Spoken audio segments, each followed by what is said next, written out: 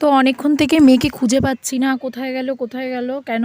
ও actually আমি মাসির বাড়িতে যখন এসেছি, আমার মাসির পাশের ঘরে মাসির জায়ের দুই মেয়ে, ওদের সাথেই ও খেলছিল। বাট হঠাৎ করে রাইকে পাচ্ছি না। তারপর দেখলাম সুদূর একটা আওয়াজ শোনা যাচ্ছে। গিয়ে কি দেখছি জানো? ঠিক এই দৃশ্যটা দেখো, তোমরাই বলো, দেখো কি করছে দেখো। সেই ছোটোবেলার কথা কার কার মনে পড়ছে বলো তো এটা দেখে? সেই ছোট ছোট মাটির উনুন, সেই ছোট ছোট হাঁড়ি কলসি কড়াই, আর এখানে এই যে আলু কাটিং চলছে, পেঁয়াজ কাটিং চলছে, এখানে ভাত হচ্ছে, পাটকাঠি জ্বালিয়ে ভাত হচ্ছে।